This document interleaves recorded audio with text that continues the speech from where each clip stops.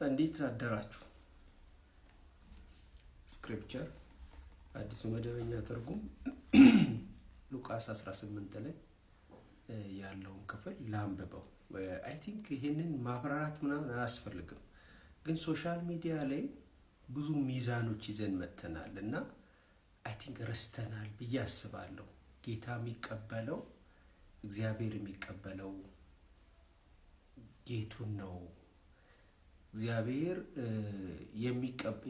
ሰውን የሚቀበልበትን ትምህርት ያስተማረበት ምን ይላል ለማሳየት ነው። እንዲህ ይላል፣ እኔም እማርበታለሁ። ሶሻል ሚዲያ ላይ በተለይ ደግሞ ብዙዎቻችን ብዙ መስፈሪያዎች አሉን። በተለይ በወንጌላውያን ዘንድ እንዲህ አይነት ብዙ እንትኖች አሉ፣ በቃ መስፈርቶች ምናምን ነገሮች አሉ። ግን ይሄ ቃል ይይዘኛል። ብዙ ጊዜ እንደዚህ ይላል። ያው አዲሱ መደበኛ ትርጉም በየቁጥሮቹ መሃል ላይ አዲስ ነገር ሲጀምር ርዕስ ይሰጣል። የፈሪሳዊውና የቀረጥ ሰብሳቢው ምሳሌነት ይላል። ራሳቸውን እንደ ጻድቃን በመቁጠር ለሚመኩና ሌሎቹን በንቀት ዓይን ለሚመለከቱ ሰዎች እንዲህ ሲል ይህን ምሳሌ ነገራቸው። ሁለት ሰዎች ሊጸልዩ ወደ ቤተ መቅደስ ወጡ። አንዱ ፈሪሳዊ፣ ሌላው ቀረጥ ሰብሳቢ ነበሩ። ፈሪሳዊው ቆሞ ስለ ራሱ እንዲህ ይጸልይ ነበር። እግዚአብሔር ሆይ፣ እኔ እንደ ሌላው ሰው ሁሉ ቀማኛ፣ አመፀኛ፣ አመንዘራ፣ ይልቁንም እንደዚህ ቀረጥ ሰብሳቢ ባለመሆኔ አመሰግንሃለሁ። በሳምንት 2 ጊዜ እጾማለሁ፣ ከማገኛቸውም ሁሉ በአስራት አወጣለሁ። ቀረጥ ሰብሳቢው ግን በርቀት ቆሞ ወደ ሰማይ ቀና ብሎ ማየት እንኳን አልፈለገም። ነገር ግን ደረቱን እየደቃ እግዚአብሔር ሆይ እኔን ኃጢአተኛውን ማረኝ ይል ነበር። እላቸዋለሁ ከፈሪሳዊው ይልቅ ይሄኛው በእግዚአብሔር ዘንድ እንደ ጻድቅ ተቆጥሮ ወደ ቤቱ ተመለሰ። ራሱን ከፍ ከፍ የሚያደርግ ሁሉ ዝቅ ይላልና፣ ራሱን ዝቅ ዝቅ የሚያደርግ ሁሉ ከፍ ይላልና። የማ ትምህርት ነው ይሄ? የጌታችን የመድኃኒታችን የኢየሱስ ክርስቶስ ትምህርት ነው። ከአባቱ ጋር እኩል በመለኮትም እውነተኛ መለኮት፣ በብርሃንም ቢሆን እውነተኛ ብርሃን የተወለደ ነገር ግን ያልተፈጠረ የጌታችን የኢየሱስ ክርስቶስ ትምህርት ነው። እነዚህ ሁለት ካራክተሮች እዚህ ላይ የተጻፉት። ፈሪሳዊ የሚባለው ቀላል ሰው እንዳይመስላችሁ። ፈሪሳዊ ማለት የአይሁድን ተሐድሶ ይፈልጉ ከነበሩት ክፍሎች ውስጥ አንዱ ነው። የራባይኒክ ጁዳይዝም የሚባለው ወይም የእስራኤል ሀገር ያለ ጁዳይዝም ከፖስት ኤግዚሊክ ወይም ከፍልሰት በኋላ የተቋቋመ የእስራኤልን ተሐድሶ የሚጠባበቅ የእምነት ክፍል ነው።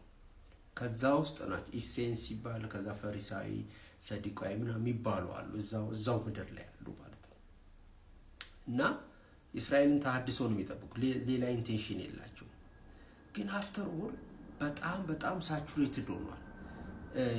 የጌታችንን ትምህርት፣ ይሄ የእግዚአብሔርን ትምህርት፣ ቶራን፣ ቅዱሳት መጽሐፍትን፣ ልማዳቸውን፣ ትውፊታቸውን ራሳቸውን መከላከያ ነው ያደረጉት። እና እግዚአብሔር እንዴት ነው በቃል ማጥመድ አለ አይደል? በቃል የሚያጠምዱ ናቸው ማለት እግዚአብሔርን ራሱ ማለት። ለምሳሌ ገብቶ ቤተ መቅደስ የሚፈለገውን ነገር ያውቃል። እግዚአብሔር ይሄን የሚፈልገው ይሄን እያረኩ ነው፣ በተለይ እንደዚህ አይነት ሰው ከእንደዚህ አይነት ሰው ጋር እኔ እዚህ መጸለይ የለብኝም የሚል አይነት ነው ማለት።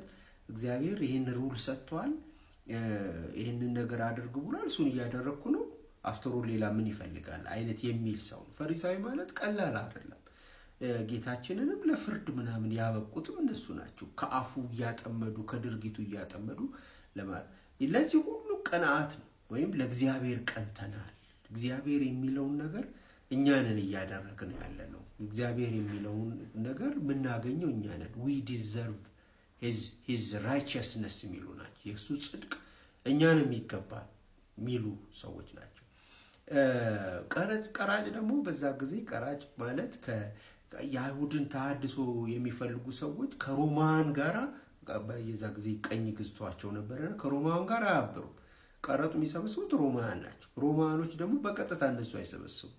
ከአይሁድ ውስጥ የአይሁድ ደም ያለበትን ሰው ይቀጥራሉ፣ እንደ ማቴዎስ ማለት ነው። እና ቀረጥ ሰብሳቢዎች ሁሉ ጊዜ ለባዕድ መንግስት የሚሰሩ ተብሎ ስለሚታሰቡ የአይሁዳኖች አይወዷቸው፣ ማህበረሰቡ አይወዳቸው። ለባዕድ መንግስት እያገለገላችሁ ይላቸው እና በጣም ኃጢአተኛ ናቸው በእነሱ አይን ማለት ነው።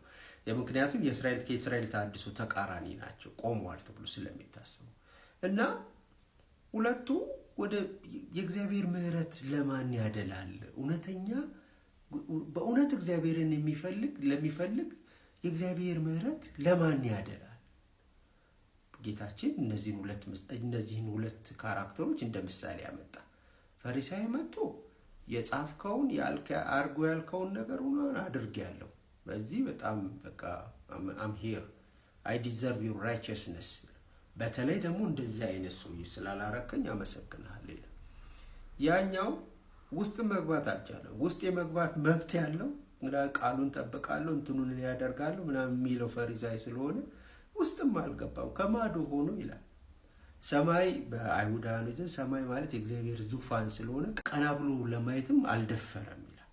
ከዛ ጎንበስ ብሎ ደረቱን እየደቃ የ1954 ትርጉም እኔን ኃጢአተኛው ማረኝ ይላል። እኔን ኃጢአተኛው ማረኝ አለ። ማን ነው የእግዚአብሔር ምሕረት የእግዚአብሔር ጽድቅ የሚገባው ይላል ጌታችን መልሶ ይጠይቃል። እንደ ጽድቅ ሆኖ የተቆጠረለት የቀራጩ ነው ይላል። ያኛውስ ሰልፍ ራይቸስነስ አለው፣ የራስ ጽድቅ ይህን ፈጽሜያለሁ፣ ይህን አድርጌያለሁ ሶ አይ ዲዘርቭ ሂዝ ሜርሲ ሚል ያኛው የራስ ጽድቅ። ለነገሩ በትንቢተ ኢሳይያስ ላይ ተናግሯል። ጽድቃችን እንደ መርገም ጨርቅ ነው ይላል። ይህ ነው መርገም ጨርቅ ታውቃላችሁ፣ እንደ መርገም ጨርቅ ነው ይላል በእግዚአብሔር ፊት ማለት ሶ እኔ አንዳንዴ እዚህ ሶሻል ሚዲያ ላይ ይዘን የምንወጣው ነገር በጣም ነው የሚገርመኝ፣ በጣም ያስፈራኛል። ምናልባት እኔ ራሴ እንደዚህ እንደ ፈሪሳይ ሆኜ ይሁን ሩልስ ኤንድ ሬጉሌሽን ምናምን ስለ እግዚአብሔር ምሕረት ካላወራው፣ ስለ እግዚአብሔር አቃፊነት፣ ስለ እግዚአብሔር ርኅሩህነት፣ ኃጢአተኛው እንዲመለስ እንዴት ደጅ ቆሞ የሚፈልግ አባት እንደሆነ ካላወራው እኔ ተጠምጃለሁ ማለት ነው። እና ጋይስ ትንሽ ቆም ብለን ብናስብ ጥሩ ነው። ይህ እግዚአብሔር ቃል